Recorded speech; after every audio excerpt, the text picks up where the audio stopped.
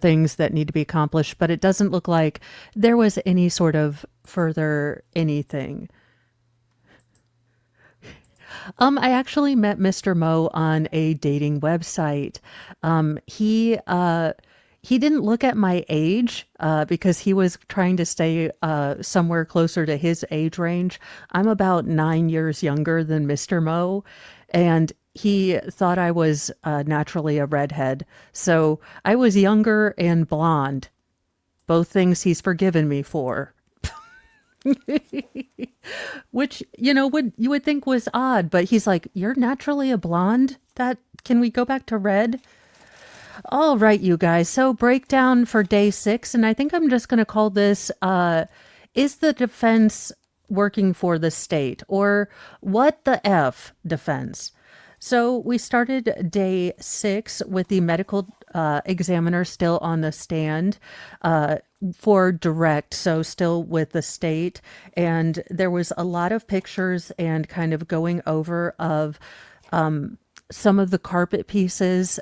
Samples were collected, possible blood clots, and different things like that. So I do think that the state did a good job on, asking different information, going through the process that he used to collect the evidence, and including clumps of white powder. That will be kind of a common theme.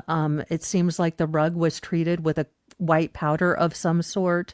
I don't know if it was lime to, help with deodorizing or what. Now they are going to get to testing, or at least they saved a sample of the white powder for testing, but what it is hasn't come in yet.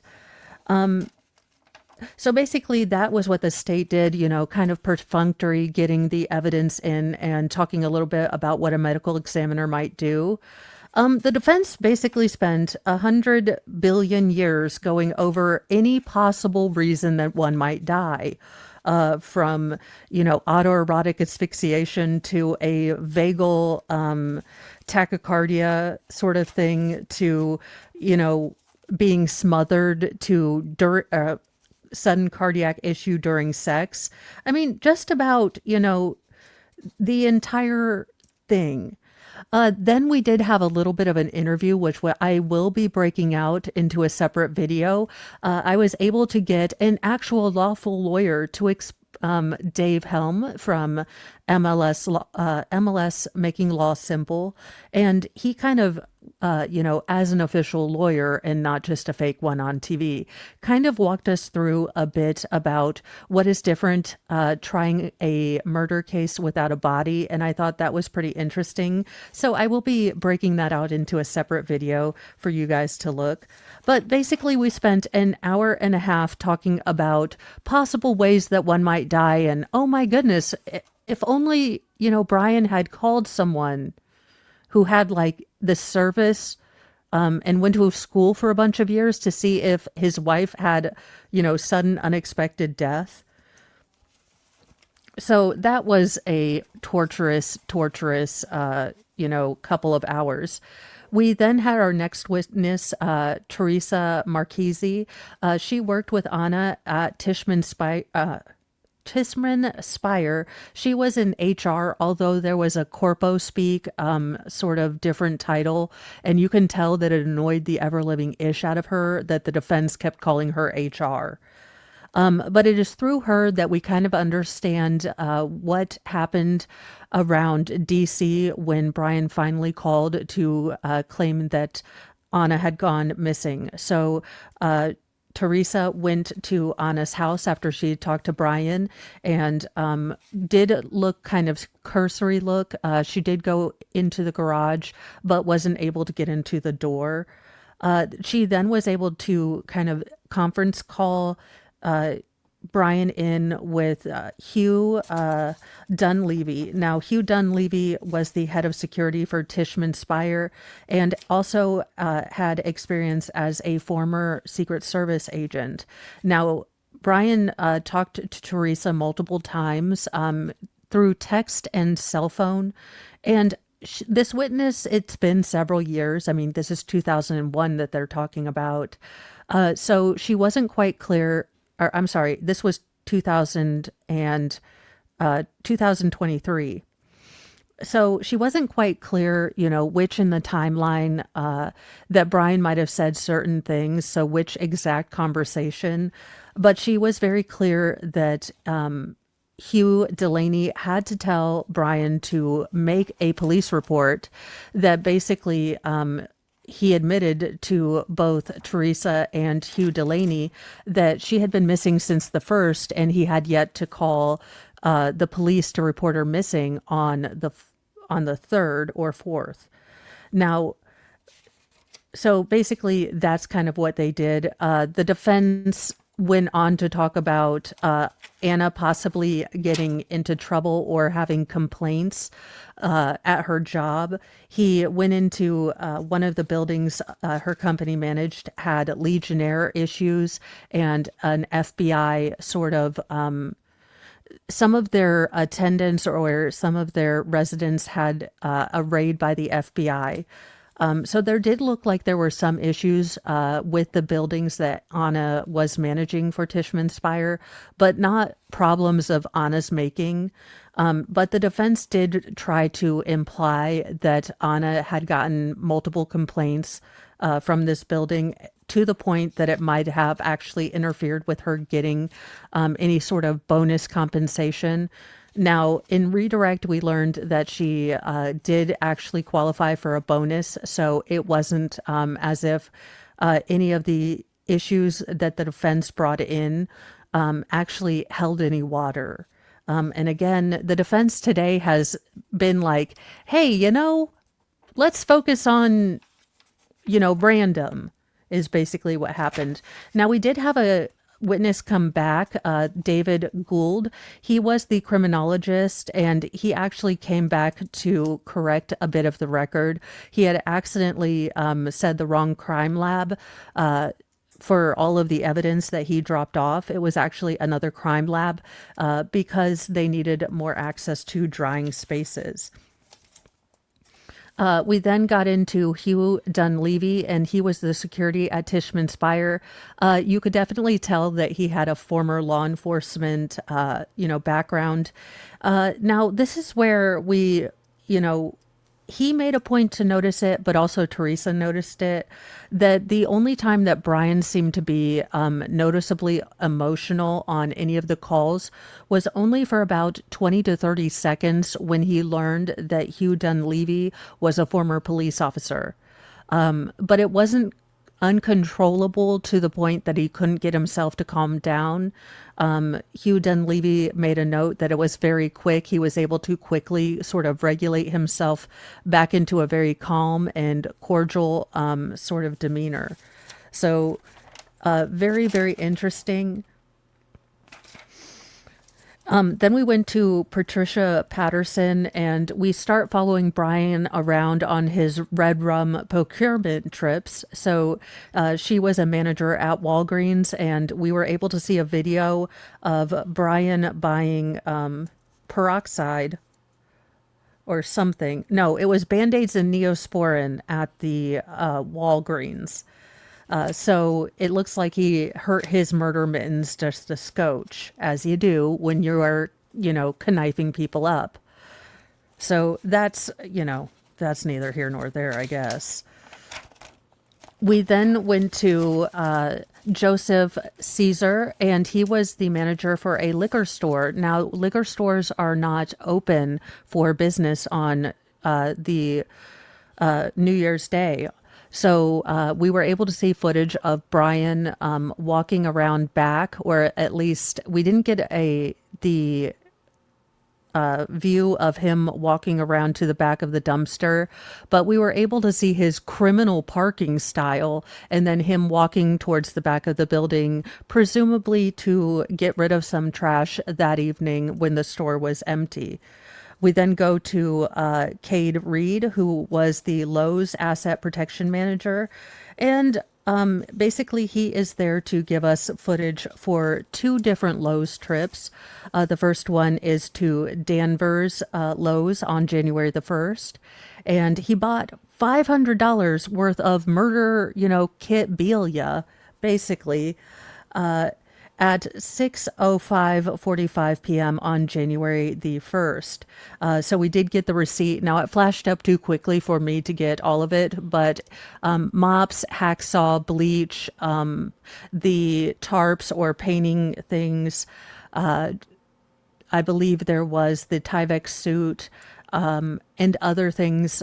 It was a whole hell of a lot of stuff for about $500. And he did pay cash. At all of these locations, he paid cash, but decided to look directly into the self checkout, basically smiling at his dumbass self.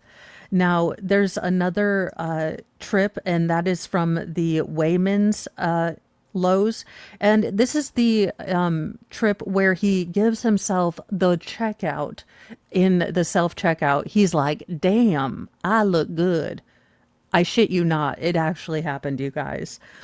Now, it looks like he's either buying a trash can or a vac, but I couldn't quite, like a shop vac. And in all grossness and really highlighting just the absolute horror of this, he is with his young minor son. It does seem to be his oldest son, just because of the age that the blurred out child seemed to be, and my relative general experience of smallish humans. We next came to Jamie Flint. Now, she worked at the CBS in Danvers, Massachusetts, and then she basically shows us Brian buying 6 containers of hydrogen peroxide, again using self-checkout and again using cash. Now, we then get into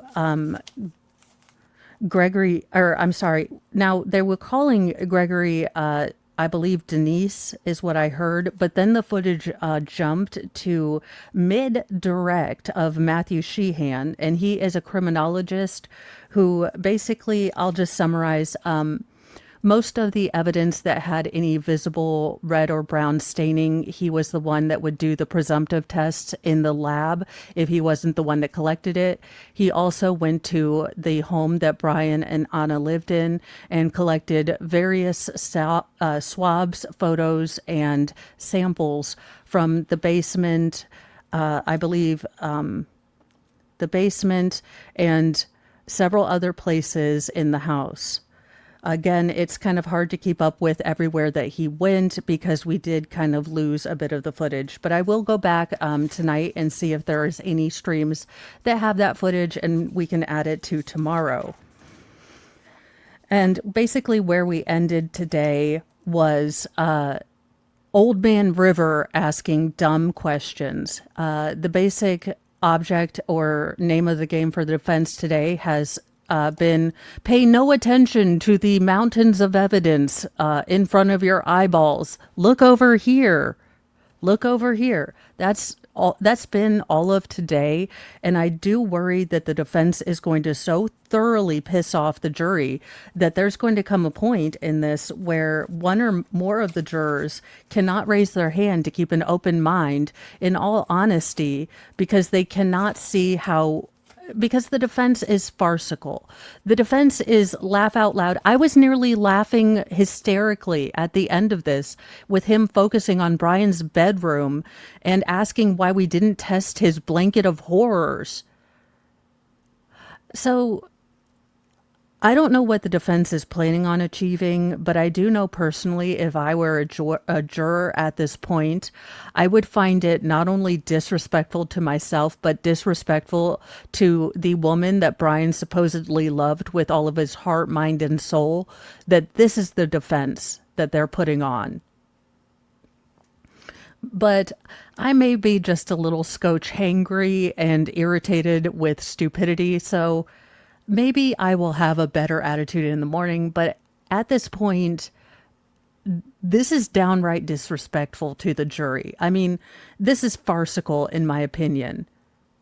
So we got 24 pages of notes. I do expect another hour to hour and a half of Old Man River asking stupid questions tomorrow of this witness. But it does seem like we are getting to the point where we really are getting into some of the meat and potatoes, where we start linking things together. And maybe we will get more information and more things coming through. But I am beginning to see why this is going to be such a long case. We are already up to nearly 300 exhibits, and we are only on day 6. So I am going to stop this stream here. I am going to take a little bit of a break, make sure that everyone is warm. And you guys, if you are in anywhere that's looking at possible, severe winter weather or anything, be sure to bundle up and keep yourself safe and reach out to neighbors and people that you know might have a hard time heating. Let's, be kind in our small little circles that we know. I will see you guys tomorrow. I need to take a break, y'all. I don't mind long days and I don't mind interesting arguments, but I do mind when someone questions my intelligence that they think they can sell me a stupid story like this. But there you go, you guys. Now, if there are, if my internet, which is rural, does go out, we will definitely try to stay on track. I don't anticipate any problems, but, I will try to let you guys know if there is an interwebs problem. And if you want to hang out with me for more time tomorrow at 8 a.m., I have my Mornings with Mo. It is a morning news stream where we do headlines, true crime, and all the absurd, including our Advent WTF story of the day and our, cringe-hilarious clips segment. So if you need a morning stream where you get your news you need and none of the politics you don't, and all of the funny sort of curse words that you like, well, Mo curse words like flippin' flapjack and mother, I abbreviate until I get to the point where I'm pushed to the C word, and then it's on. But there you go. That all being said, thank you guys so much for spending your time with me and watching this trial with me. And I will see you guys bright and early in the morning. Stay warm, stay safe, and God, keep a can of bitch fire with you because he might run into this lawyer out in public. And good Lord, he might actually try to talk to y'all. Stay safe. Bye, you guys.